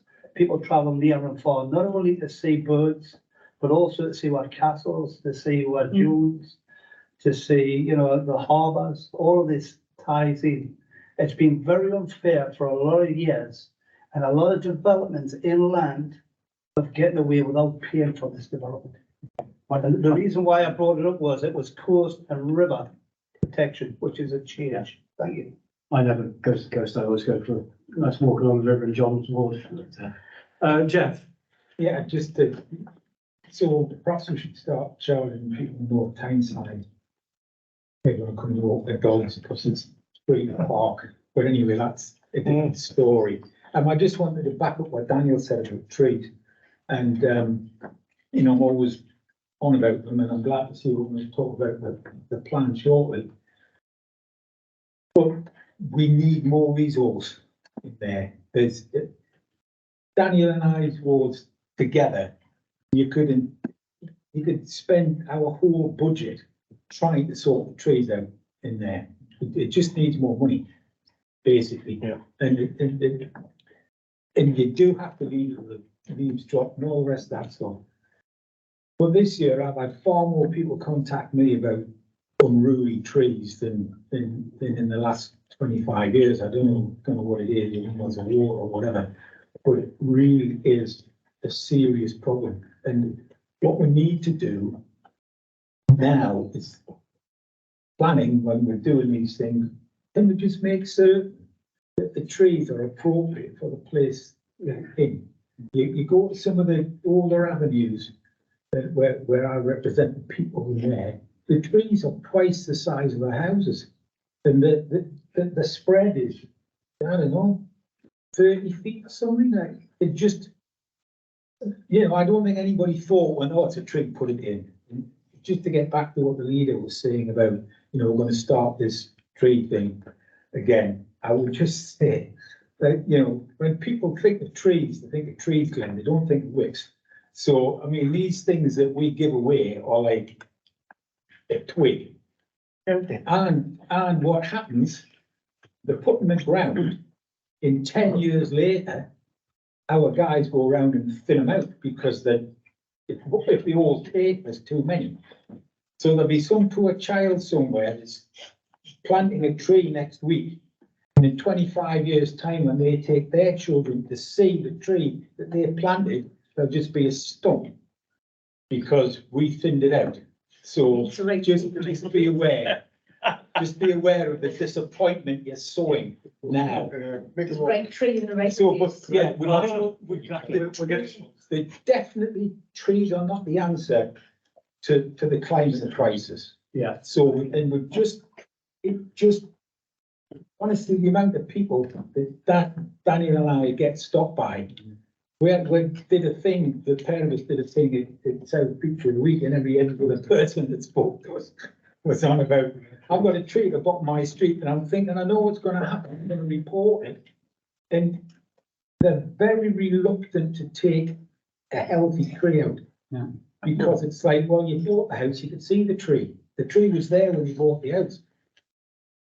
So you know, that's why we need to talk about what we're going to talk about next. Well, if you'd been the last person to speak, that would have been a great link into the next paper, but we've still got Nick. Thank you. I'd really like to scrutinise the local nature recovery strategy. I think it was about 3 years ago when the council put out comms saying we were starting the pilot. And that got a lot of interest going. But the results of the pilot weren't made publicly available. So people haven't heard anything since then. And now we're working on the actual strategy itself. People know that they're keen for information. Again, I don't think any information's gone out yet. But I think it would be great if it could come to scrutiny so that this committee could learn more about it and then start to disseminate some information to members of the public. Great. So if I could just, sorry, Ben, do you want? Well, I was just going to say, I understand that point. We basically got to build a team and actually get this project up and running. We've got 2 rural schemes to run, and it's going to take a bit of organising. But it is absolutely imperative that we keep you in touch, all members in touch with what's happening. And the other thing that's going to change as well, that it's planned at the moment that the new combined authority. Don't talk to this. The new LA7 combined authority. It looks at the moment like Northumberland will lead on rurality and environment. So it's going to give us even more work to do. So it's gone right up to the top of the agenda, still within the 3 priorities, but it's something that's hugely important in all 3. And it's really important that we share information as we go along. So all I'd say is if you can just be patient. Okay, so well, I just quickly sum up what I think we've shown interest in, and then obviously Sean and officers can sort of look into what's possible when. I think we didn't really talk about social housing, but we do have something coming in October. Susan Ogle is coming in October to talk to us about that. That's something I'm sure we'll all be interested in. There was quite a lot of interest in 106 and developer contributions, whatever they're called. So again, I think as that policy develops, that would be good. Greg's green work on green spaces, open spaces. I think we'd like to be involved sort of early in that, so we can help maybe feed back in and shape.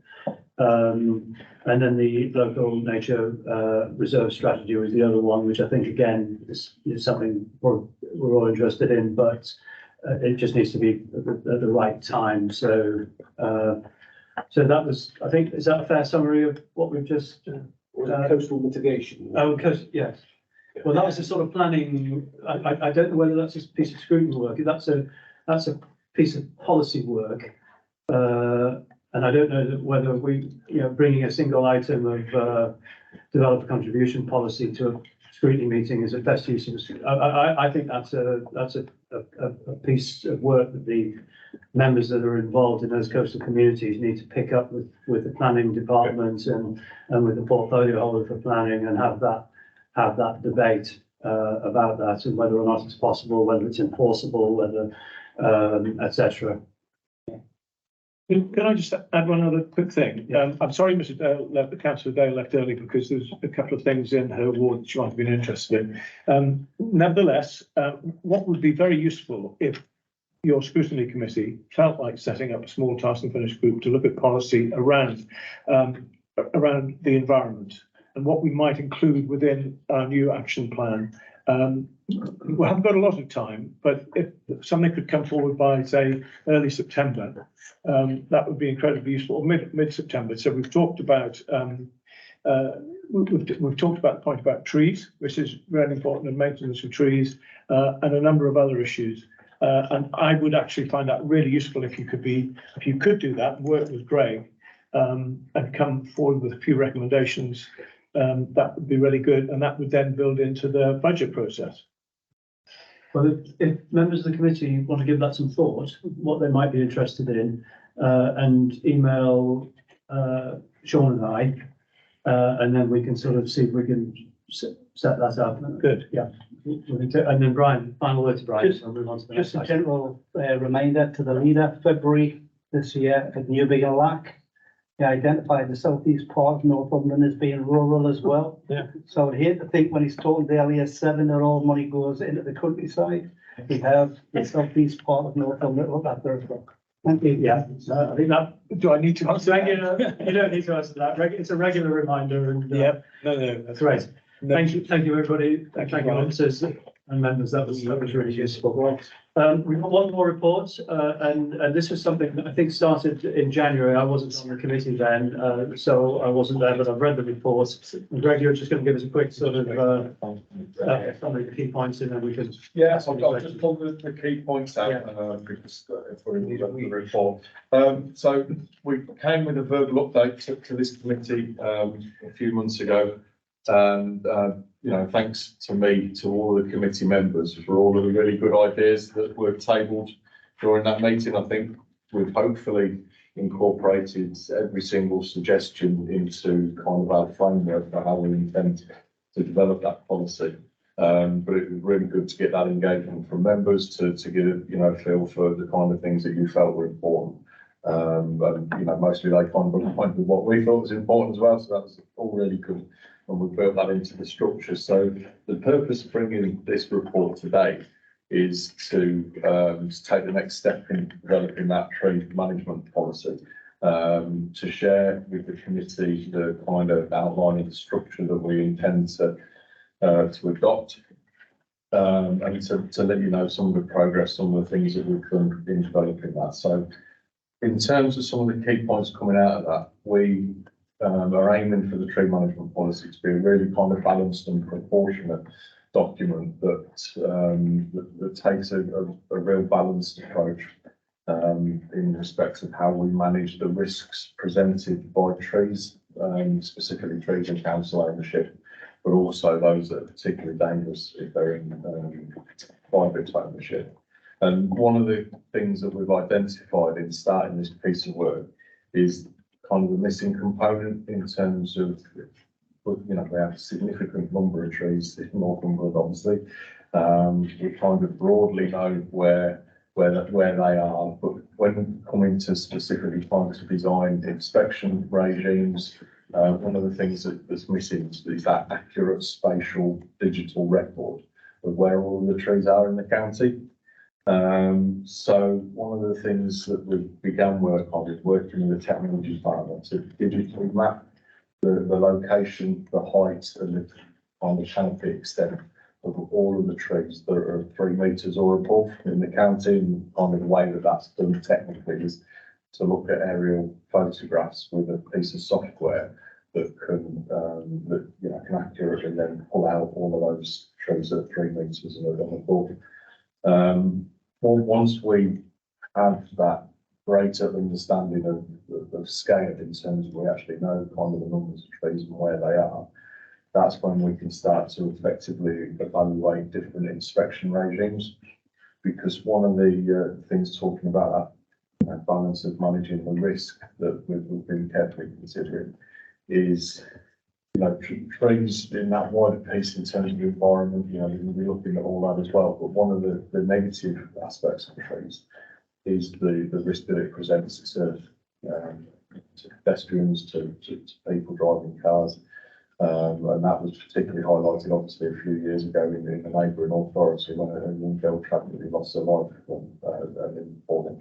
And part of the work we've done in developing our kind of approach to this piece of the delegation of officers, Paul, myself, and the whole team that have spent time with that local authorities, officers, and really kind of understood the learning process that they've been through following that HSE investigation, and it's been really useful for us to highlight areas that we can improve in terms of inspections. We do undertake a significant number of proactive inspections already around high risk sites. That's something we started a few years ago. But to understand what that looks like across the whole county really does require that asset base to be clearly understood and digitised. So that's where we're going. In terms of the policy, it will, I won't go through all of the component parts because they're outlined in here, but a couple of points that I'll pull out is the scope of the policy will include every tree that the council are responsible for managing and maintaining.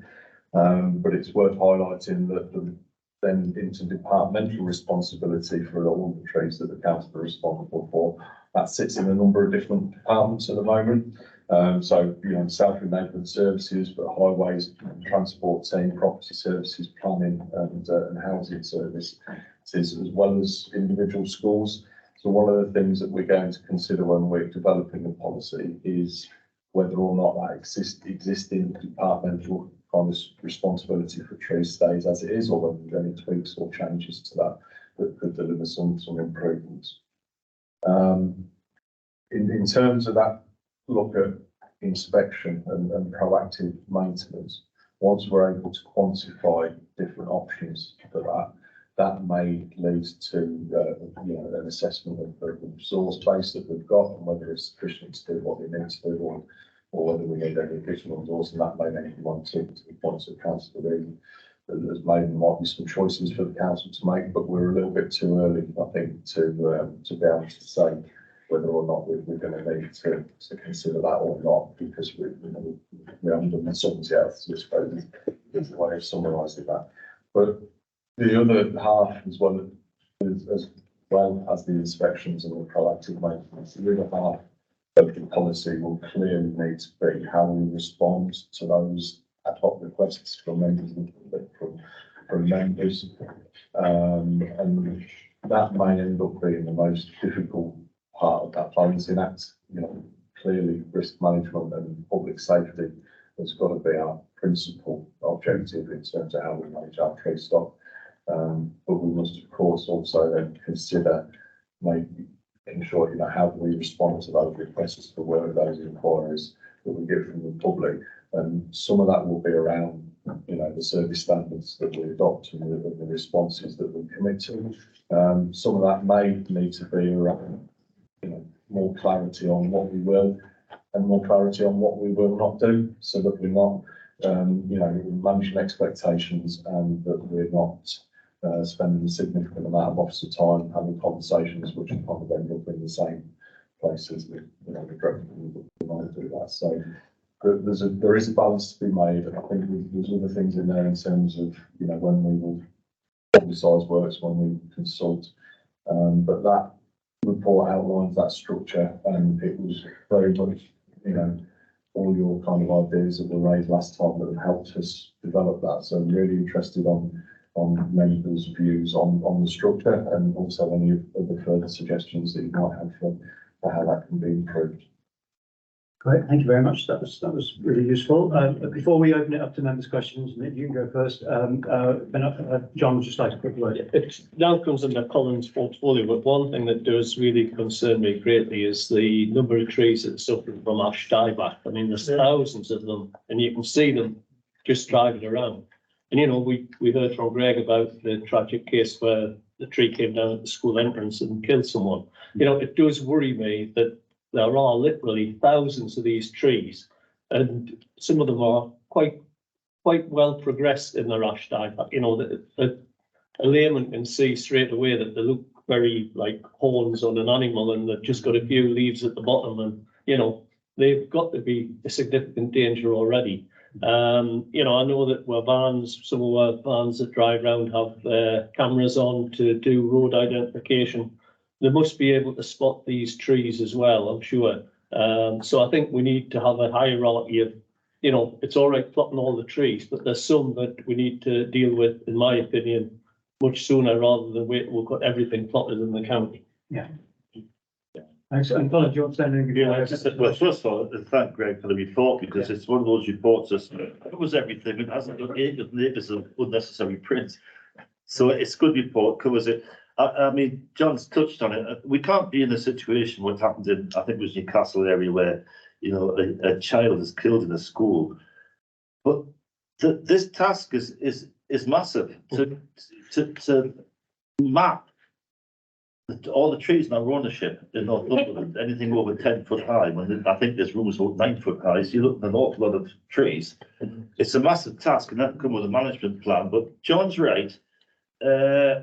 About the ash dieback, somehow they must be made a priority. And I think he said there's thousands. I think I believe there's millions, isn't it? I think hundreds of thousands is probably the best. So yeah, it is a big problem, but all I'll say is that this is a massive task to undertake, but it's going to be done. Yeah. Just if I can, in terms of some reassurance for members, just on that specific point. We're not waiting until the policy is fully formed before we start tackling ash dieback. Yeah. So we've undertaken a number of sample checks on certain key arterial routes through the highways team, so that we can try and get a sense of the scale. But all of the proactive inspections I talked about that we already take around the edges of schools and around play areas are already identifying, you know, issues with that. And for example, we've got a felling licence application in at the moment for Plessy Woods to look at some of the key sites there around the children's play area, around some of the key paths. So we are doing work, but there's going to be a heck of a lot more work to do as well. Great. Okay, so members, any questions? Nick, and then Dan. Cafe in Plessy Woods. Thanks, Greg. We talked about the mapping exercise, and it's going to cover all three of them, 3 metres high, and that'll include road verges, presumably.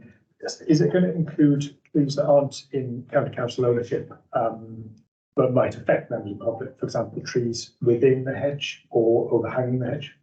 Yeah, we haven't set the exact scope, but I suspect, yes, it will be every tree in Northumberland is likely to be mapped, but we'll be looking at primarily those that we're responsible for. There is a discussion.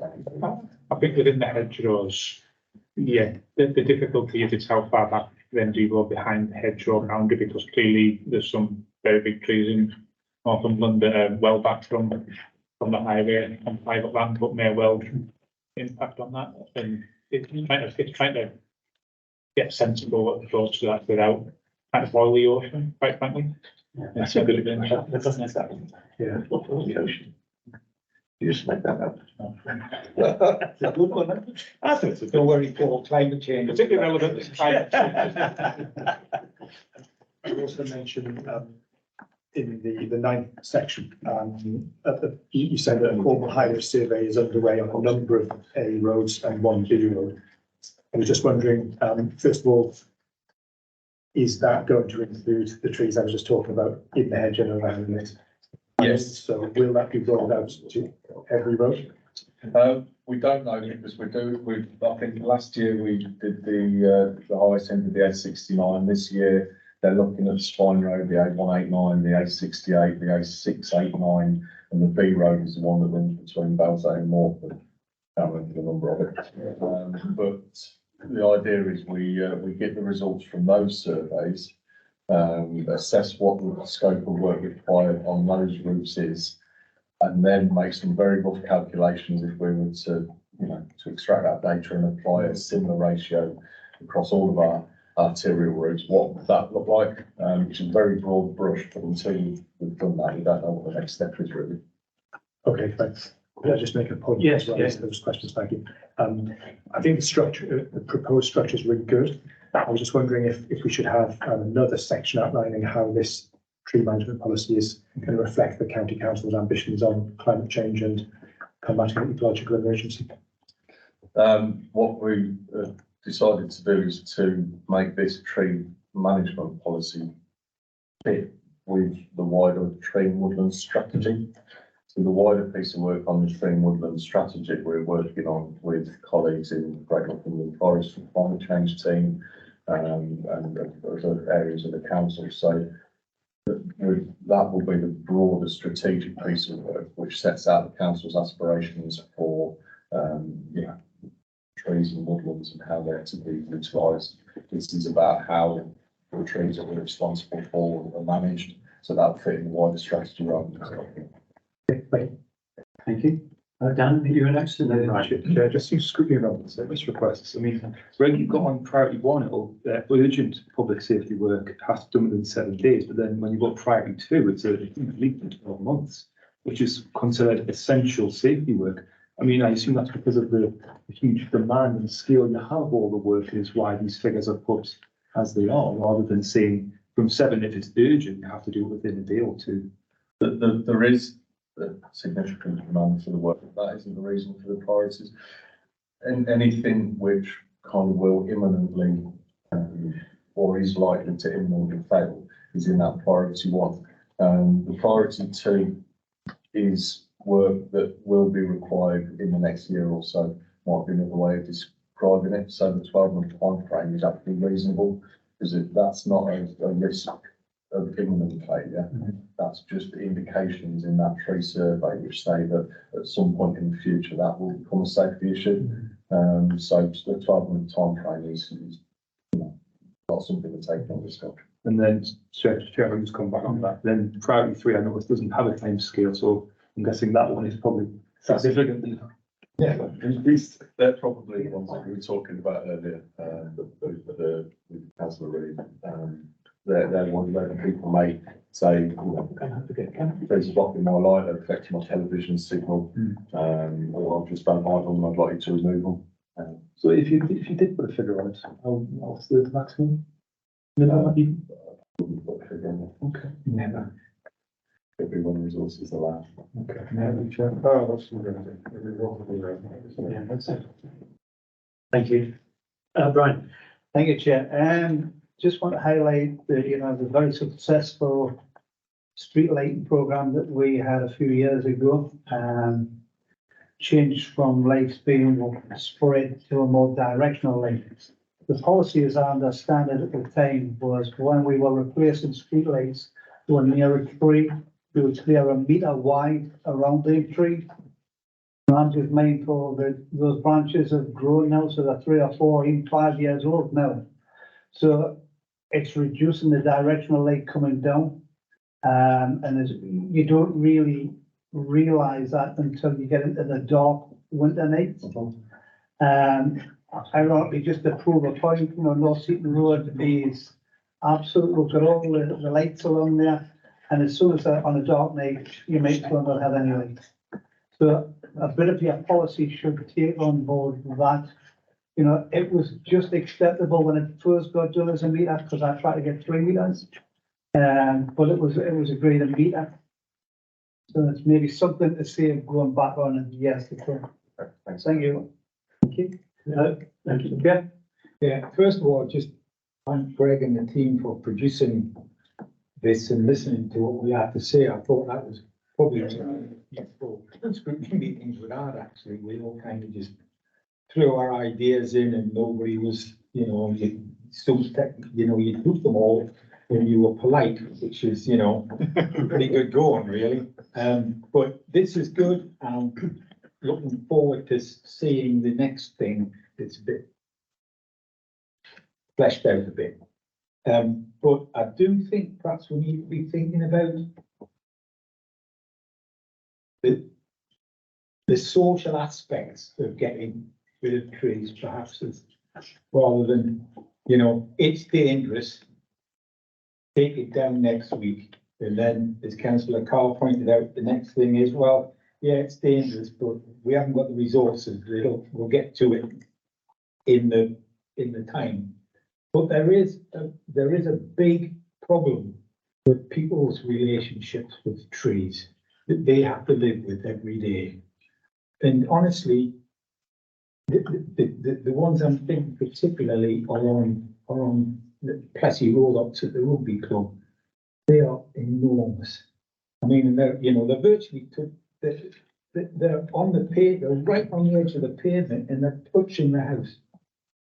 And somehow we can't, well, it's not dangerous, so, yeah, but it needs to be tidied up. And there's right across our 2 divisions, there's loads like that need the bottom branches taken out. We need, somehow we need to get that in the plan and have a management arrangement. And Rob needs to get a hold of the local plan and say, we're not going to have any trees. We are not planting a tree in front of a house if it's going to be taller than the house in 70 years' time. So just make one point here, because I feel a bit uneasy about some of the conversations here. Okay. Having used work, I was in Sheffield before here, where we did have some very vocal people saying, yes, we're unhappy for social reasons, take the trees down. But when actually you talk to the wider public, more people wanted them to be retained. And the inconvenience of not leaving on people's lawns isn't really a rational reason for taking things out, with all due respect. So what we need, exactly, but what we need in the policy is some way of, of getting that point, because there are some trees that I go and see and I think, well, Yeah, I think those bottom branches should come out, but I mean, I wouldn't be saying the whole thing needs to come down. And it just seems to be, there's a kind of a leave it as it is, or chop it down. There doesn't seem to be a bit that said, well, I'll tell you what, if we just trim those bottom and round it a bit, that will everybody be happy. And so I just think somewhere in there, Greg, there needs to be something about how trees in the urban environment, because so far we talked about the, tree lines and all, but in the urban environment, people obviously to buy a house that can see the tree before, so they can make a decision about it then, I suppose. But there just needs to be, the council needs to have a policy, and the people that look after the trees need to be able to go to people and say, right, that's, rather than, turn up and have a discussion with somebody, this is what the council policy is, whatever that is. And I don't think we do that at the minute. Okay. Chair, I just, and honestly, this year has just been, I've never known anything like it. Whether the leaves are bigger or I don't know, but it's really, and they're tough nuts to crack, because officers go out there and say, well, yeah, it is blocking your light, but that's not a reason to kill a living thing, is it? But I've sort of addressed the wider point, because I think it's really useful to understand that. The bit I think, Councillor, that you mentioned earlier around, dangerous things that we haven't got the resources to do, is just to give some comfort to the committee that we will always find the resources to tackle dangerous trees. Yeah.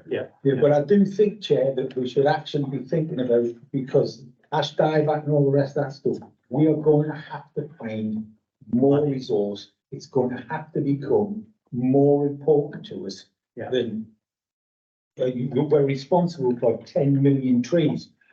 Yeah. And there are, and there's only 300,000 people. So there are a hell of a lot more trees we're responsible for than we are responsible for people. Okay. So we just need to.